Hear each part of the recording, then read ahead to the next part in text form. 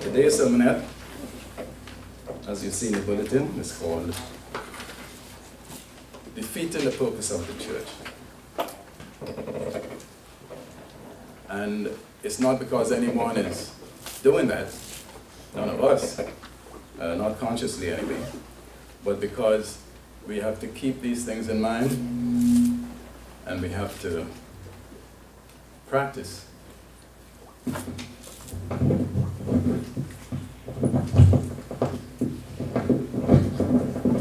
Sorry over that. We have to practice to keep doing the things that we should be doing.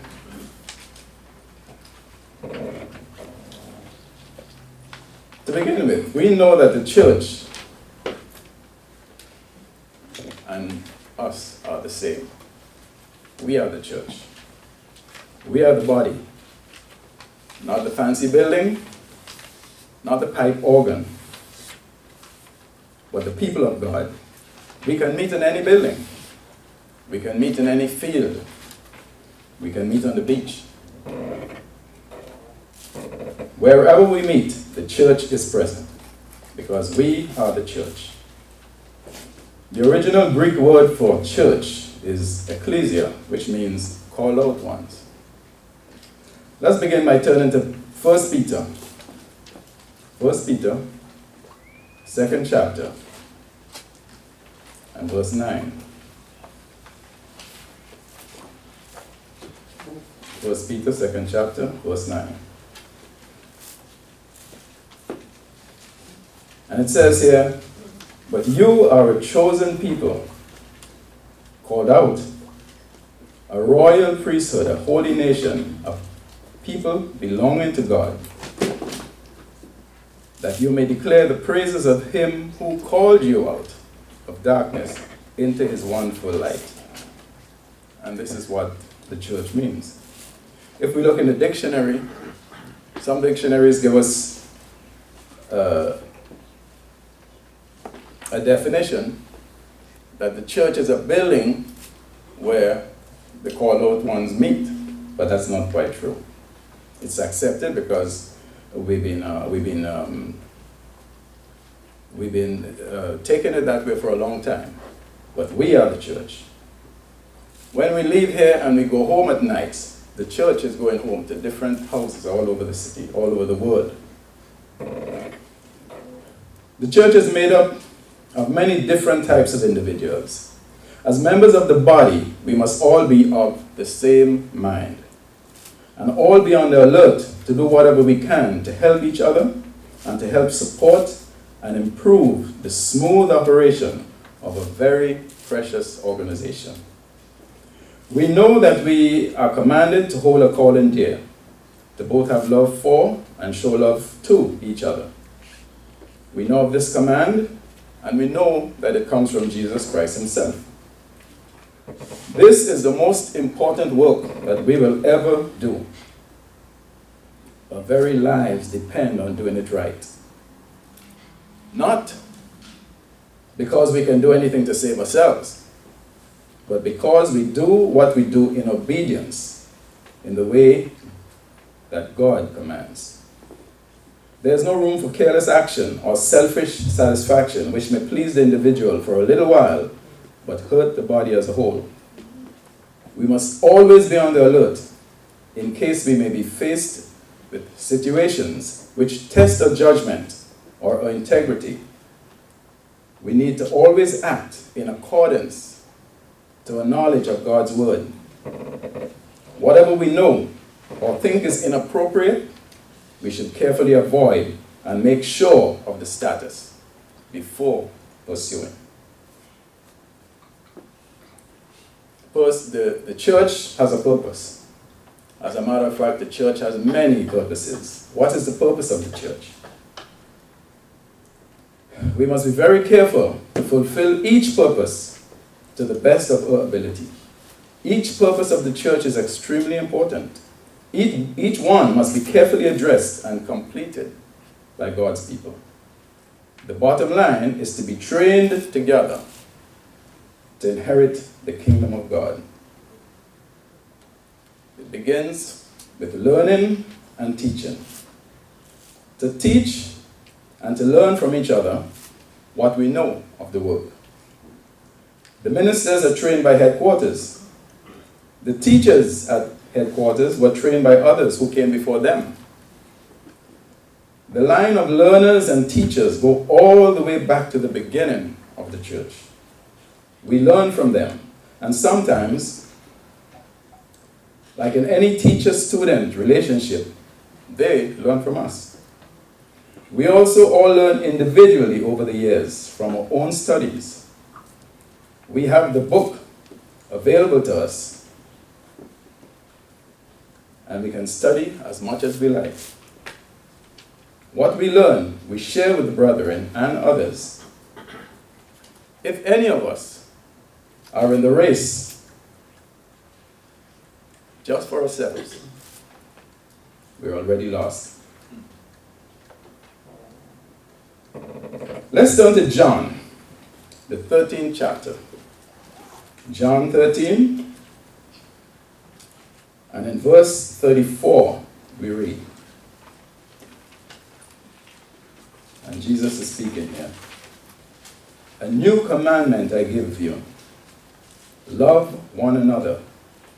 By this, all men will know that you are my disciples, if you have love one for another. This is why we can't be in it for ourselves only.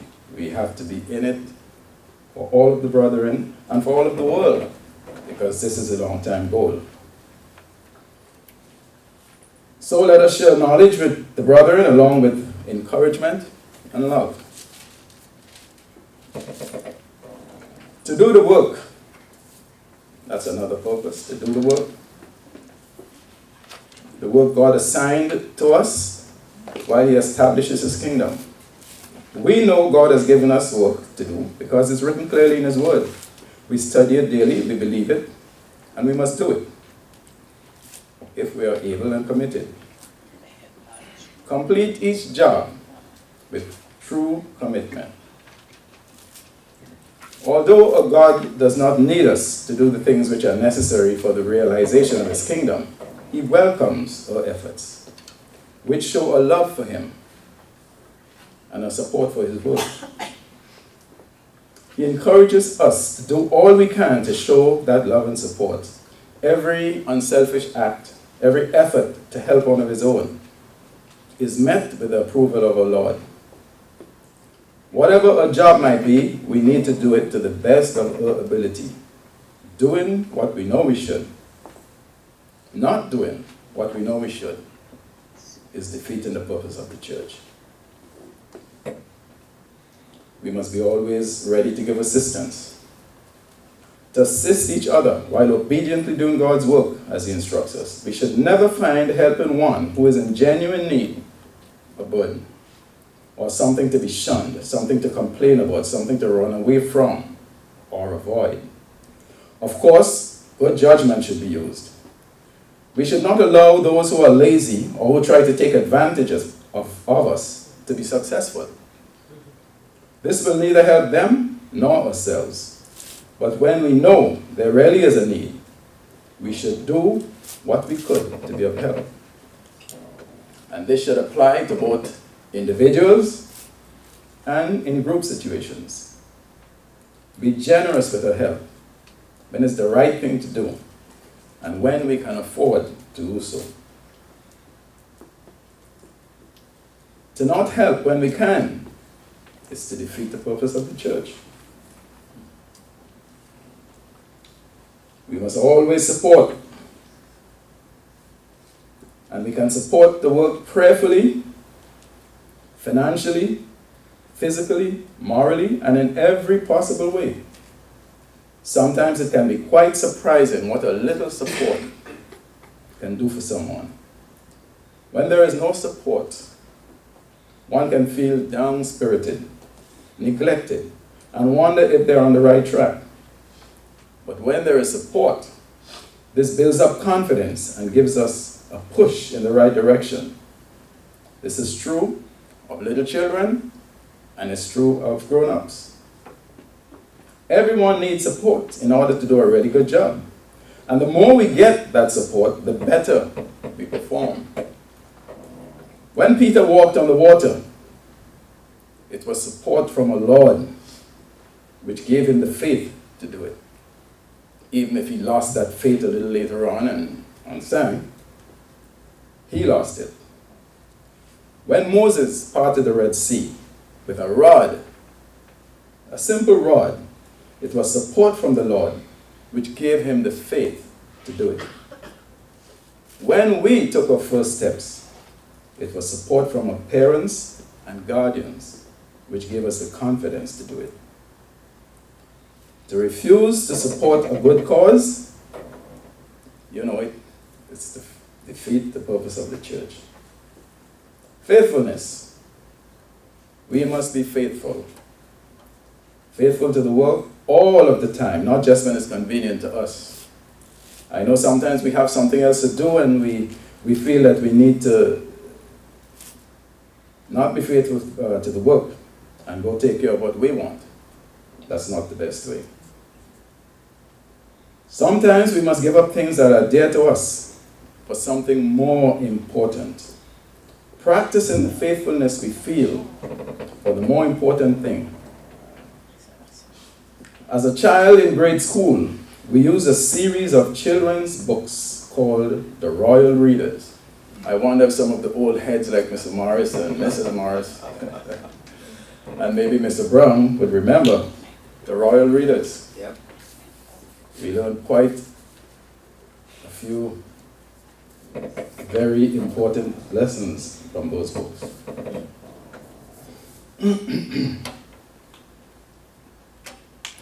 These books were simply written. They were not any fancy, college books. They were simply written. They were written for children.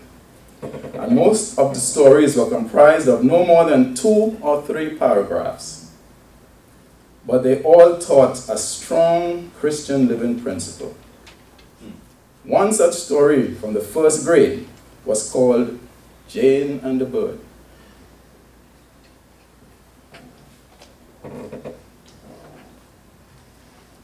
That little story, I remember the beginning words. I don't remember the whole thing, but I remember the beginning words. It said, Jane had a bird that she kept in a cage. It was so tame that it would come to be fed from her hands. The story went on to say that Jane loved this bird so much, she fed her bird, she cleaned the cage. Sometimes she would open the door of the cage and it would fly around the room. And after having this exercise, it would go back to the room, to the cage.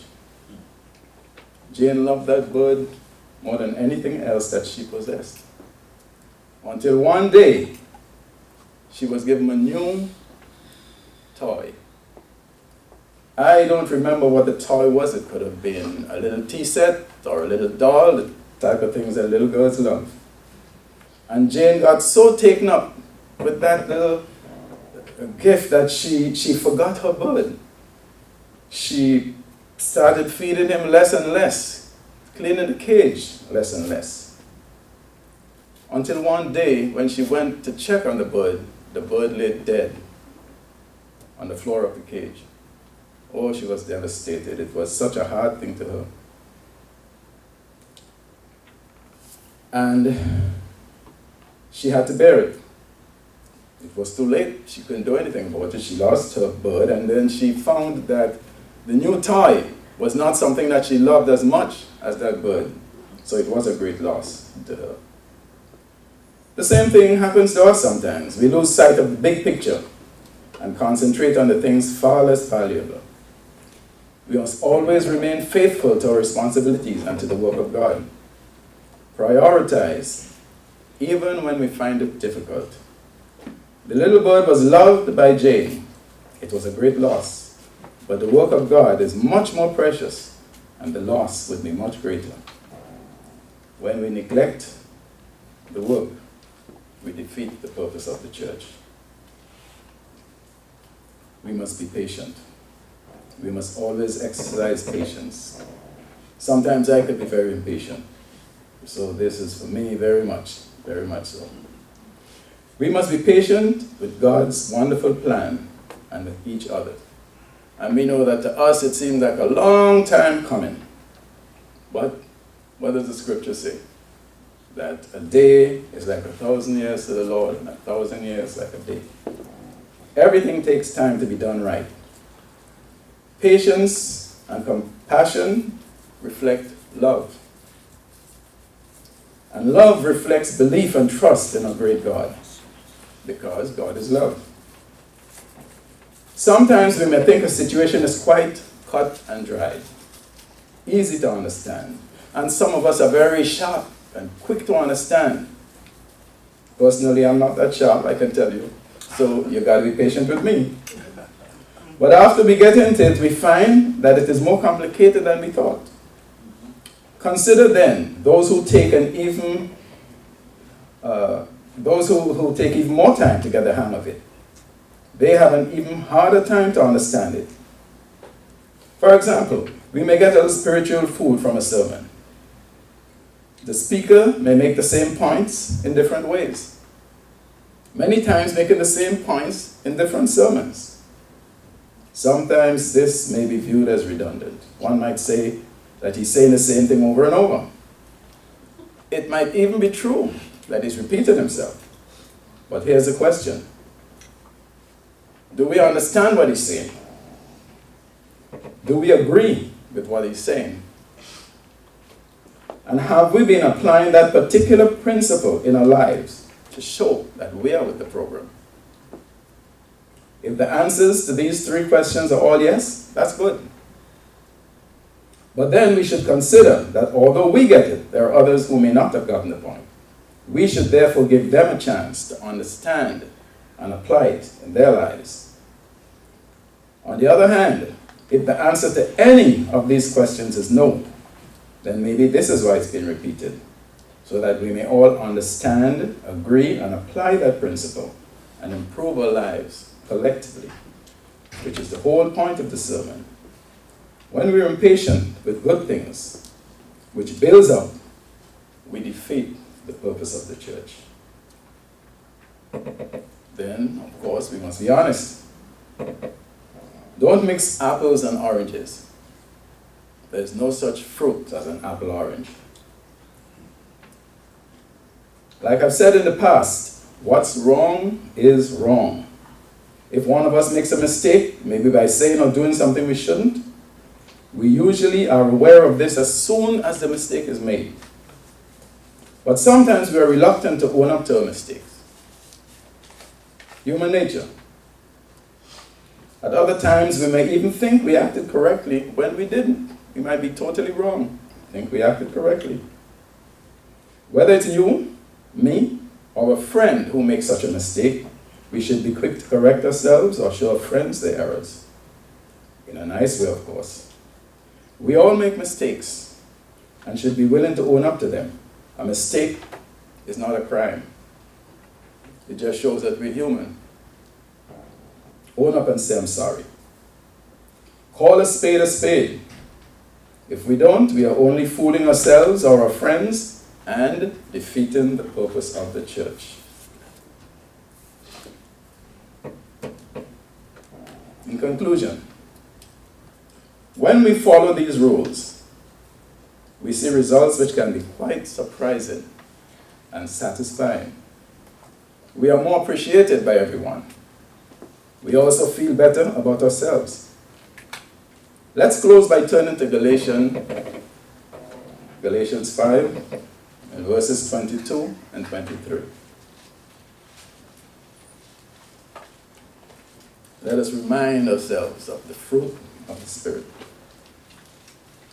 But the fruit of the Spirit is love, joy, peace, patience, kindness, goodness, faithfulness, gentleness, and self-control.